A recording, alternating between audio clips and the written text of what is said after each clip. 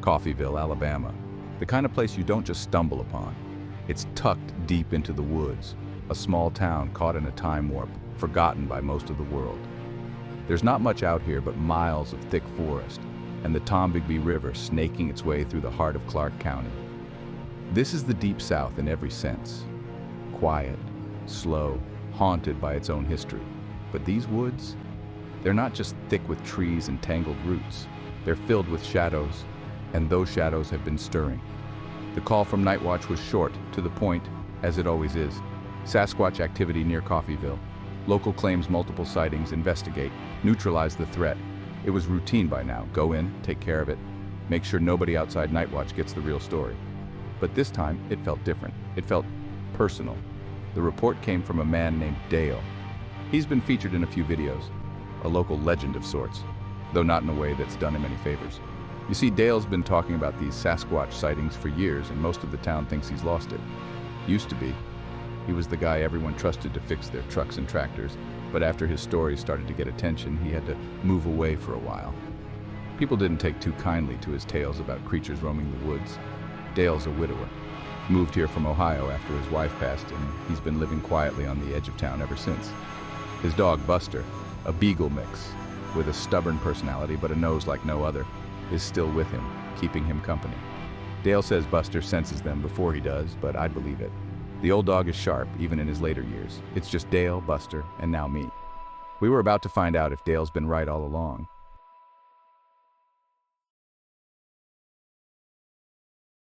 When I pulled up to Dale's place, it was late afternoon. The sky was overcast, a storm looming in the distance, and the thick Alabama humidity pressed against me like a weight. Dale's cabin was nestled at the end of a long dirt road surrounded by trees. The place was quiet, almost too quiet, as if the world itself was holding its breath. Dale came out onto the porch, his lanky frame silhouetted against the dim light from inside. He looked tired, older than I remembered from the videos. His hair was grayer, his face more lined, like the weight of years spent battling the unknown had taken their toll. But Buster bounded ahead of him, barking and greeting, wagging his tail and sniffing the air, as if he could already sense something was coming. Dale gave me a nod, his eyes narrowing slightly as he recognized me. "Jake Hennessy," he said, his voice gruff but not unfriendly. "Didn't think they'd send someone I'd heard of."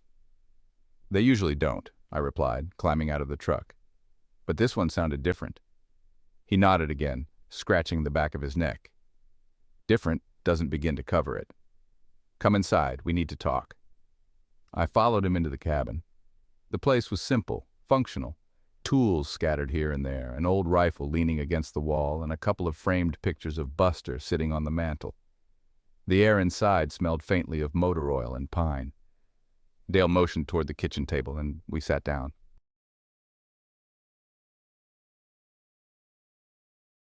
Dale didn't waste any time. As soon as we sat, he started talking, his voice low, steady, but edged with tension. "They've been coming around for months now," he said, his eyes flicking toward the window as if he expected to see something lurking just beyond the trees. Started hearing them at night, footsteps, heavy ones.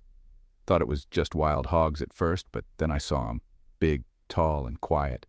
Too damn quiet for something that size. I nodded, leaning forward, listening closely.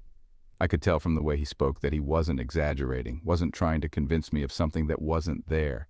This wasn't a man who'd been swept up in his own stories. He was living them. "How many?" I asked. "4, maybe 5, Dale replied. "But it's mostly the same group. They're smart, Jake. Smarter than any animal I've ever seen. They don't come too close unless they want you to see them, and they've been letting me see them more and more." I could feel the unease creeping up my spine. I'd heard stories like this before, but never with this kind of detail. "Why do you think they're sticking around?" Dale let out a slow breath, rubbing his hands together as he spoke. "I think they're curious, maybe even territorial. I don't know what brought them here, but I've seen them watching me. They're not just passing through, they're staying."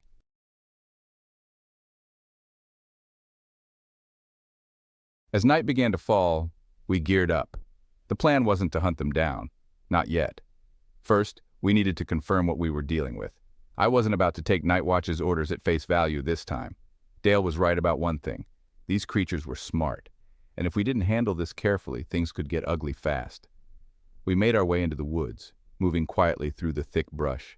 The air was damp and heavy with the scent of pine and earth. Every step felt deliberate, cautious, as if the forest itself was watching us. Buster, the ever-loyal companion, trotted along beside Dale, nose to the ground, sniffing at every sound. His ears twitched and his tail wagged nervously. It was almost like the dog knew something was wrong before we did. "We'll start near the old creek bed," Dale whispered, his voice barely audible over the soft rustling of leaves. "That's where I've seen them the most." I nodded, following his lead. Dale knew these woods better than anyone, and if there was something out here, he'd know where to find it.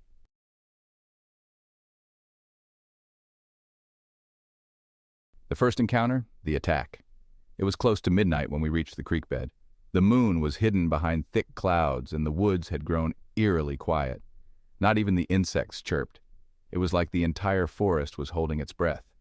The only sounds were our footsteps, the soft crunch of leaves under our boots, and the occasional sniff from Buster as he moved ahead. We were close to the creek, when suddenly Buster stopped dead in his tracks, his body tensing.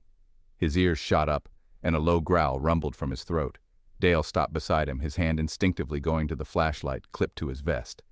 "They're close," Dale whispered. I didn't respond. My eyes were scanning the tree line, searching for movement. And then I heard it, a deep guttural growl, low and menacing, coming from the shadows ahead of us.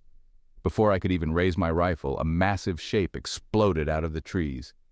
The Sasquatch, larger than I expected, standing at least 8 feet tall, charged toward us with terrifying speed. Its eyes glowed in the darkness, and its mouth was twisted into a snarl, showing jagged yellowed teeth. The creature's fur was matted and dark, its muscles rippling under its thick hide as it moved with unnatural agility. This wasn't just an encounter. This was an attack. "Get back!" I shouted, shoving Dale out of the way as the creature lunged forward. The impact was brutal. It hit me like a freight train, knocking the air out of my lungs and sending me crashing into the dirt. My rifle flew from my hands as I rolled, scrambling to get to my feet. I heard Buster barking furiously, his small form darting around trying to protect us. But the Sasquatch didn't care. It was focused on me. Dale managed to pull out his flashlight and shine it directly into the creature's face, momentarily blinding it. The Sasquatch roared, swinging one massive arm toward him. I heard the sickening thud of impact as the creature's fist connected with Dale's side, sending him flying into the underbrush. "Dale!" I yelled, but I didn't have time to check on him. The Sasquatch turned back to me, its chest heaving, and in that split second, I knew it wasn't just testing us. This thing was young, aggressive, and it wanted blood. I rolled to the side just as its massive fist came crashing down where my head had been moments before. My heart pounded in my chest as I scrambled for my rifle, fingers slipping on the damp earth. The creature was relentless, swiping at me with its claws, trying to grab hold. I managed to get my hands on the rifle, raising it just as the Sasquatch lunged at me again. I fired. The shot echoed through the trees and the Sasquatch let out a deafening roar of pain, staggering back. But it wasn't enough. The creature wasn't going down that easily. It swiped at me again, and I barely dodged in time. Its claws grazed my arm, tearing through my jacket and drawing blood. Pain shot through me, but I couldn't stop. I couldn't let this thing kill us. "Jake!" Dale's voice was weak, but I could hear him from somewhere behind me. He was alive, but barely. I took another shot, hitting the creature in the shoulder. It howled in rage, but instead of retreating, it lunged forward, its massive hand closing around the barrel of my rifle. It ripped the weapon from my hands and tossed it aside like a toy. My heart sank. I was out of options.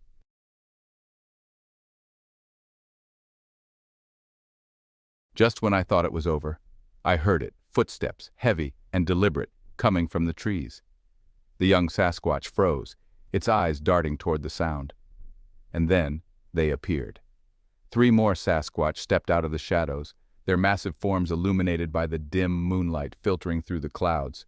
The leader, larger and older than the one attacking us, let out a low, rumbling growl that shook the ground beneath us. The younger Sasquatch backed away, snarling in defiance but clearly intimidated. The leader stepped forward, towering over the younger one, and with a swift, powerful motion, it shoved the aggressor back into the trees. The young Sasquatch let out a final roar before disappearing into the forest. The other Sasquatch didn't follow. Instead, they stood there, watching us, their eyes glowing faintly in the darkness. There was no malice in their gaze, just understanding. They weren't here to hurt us. They had saved us. I lay there in the dirt, battered and bruised, my chest heaving as I tried to catch my breath. Dale staggered to his feet, clutching his side, his face pale and bloodied. Buster, bless his stubborn heart, limped over to us, still growling at the retreating forms of the Sasquatch. For a long moment, nobody moved. The leader of the Sasquatch watched us, its massive form still as a statue, and then, with one final look, it turned and followed the others back into the woods. The air felt different, calm, almost peaceful, as if the threat had passed. They saved us, Dale muttered, disbelief in his voice as he leaned against a tree for support. I nodded, wiping the blood from my arm. Yeah, they did.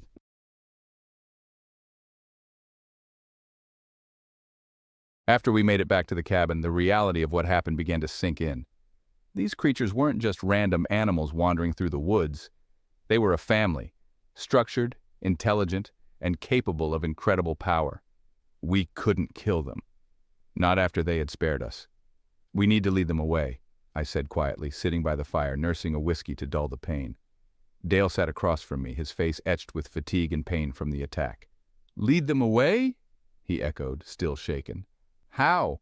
We make them think it's safer to stay further out, I replied. We leave food, create noise, anything to draw them deeper into the woods, away from town. They'll follow if they feel like there's less risk. Dale nodded slowly, processing the idea. But we can't let Nightwatch know. They'll never know, I said firmly. We'll report the area clear. The creatures are gone. End of story.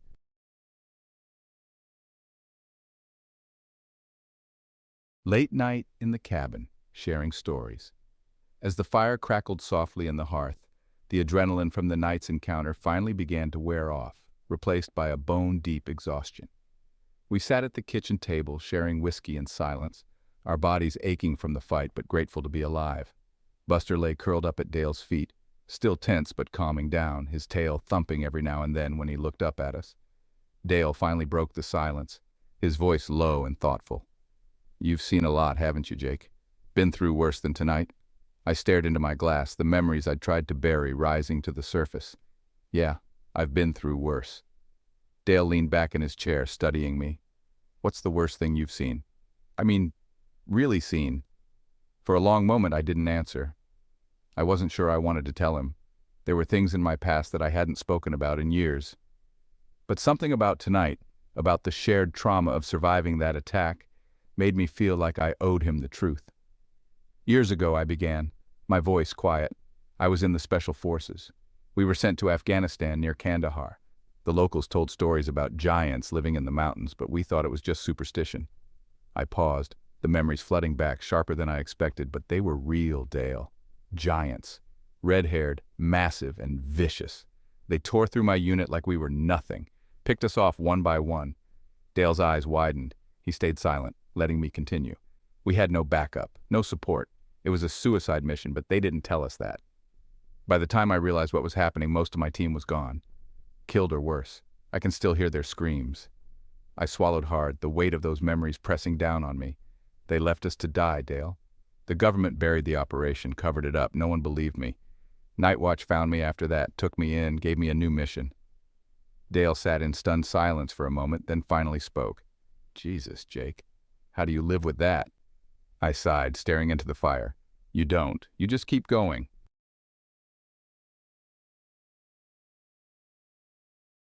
The next morning, we set the plan in motion. Dale and I gathered supplies, dried meat, fish, anything we could use to lure the Sasquatch deeper into the woods. Buster trailed along, his nose to the ground, occasionally sniffing the air as if to make sure we were still safe. We started by laying a trail, moving further and further from the town, creating a path that the creatures would follow. It wasn't an easy task, and the exhaustion from the previous night still weighed heavily on us. But we didn't have a choice.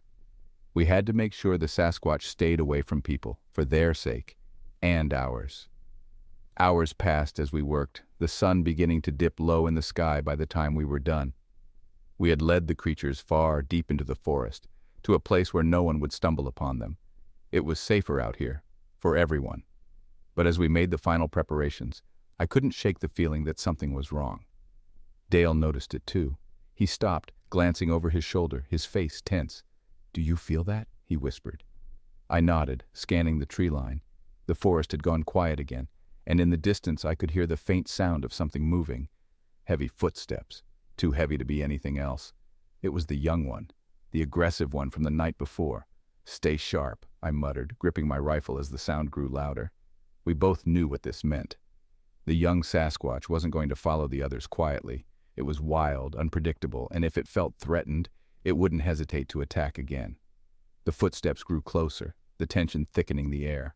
My heart raced, every muscle in my body tensing as I prepared for the worst. Buster let out a low growl, his hackles rising as he stood protectively beside Dale. And then we saw it. The young Sasquatch stepped out of the trees, its massive form silhouetted against the fading light. Its eyes were locked on us, filled with that same anger and defiance we had seen the night before. For a moment, no one moved. It was a standoff. "Easy," Dale whispered, raising his hands slowly. "We're not here to hurt you." I wasn't sure if it understood us, but I knew that if we made one wrong move, we were dead. The Sasquatch let out a low, guttural growl, its eyes narrowing as it took a step toward us. My grip tightened on my rifle. If it attacked again, we wouldn't survive this time. But then, something changed. The young Sasquatch hesitated, its eyes flicking toward the path we had laid out. It sniffed the air, its massive chest heaving as it processed what we had done. Slowly, the tension in its body seemed to ease. Its growl softened, and it took a cautious step back. It understood.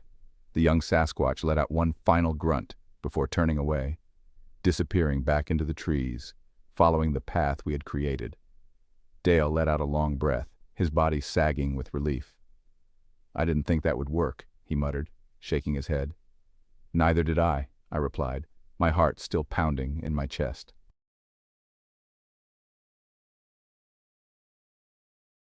We made it back to the cabin just before dark, our bodies weary but our minds at ease. The Sasquatch were safe, and so were we. Night Watch wouldn't ask questions. They didn't need to know the details. As far as they were concerned, the threat was neutralized. As I sat on the porch that evening, watching the last light fade from the sky, I felt a strange sense of peace. I had made the right choice. This time I wasn't the monster. I glanced at Dale, who was sitting beside me, nursing his whiskey. "We did the right thing." Dale nodded, his eyes distant but relieved. "Yeah, we did."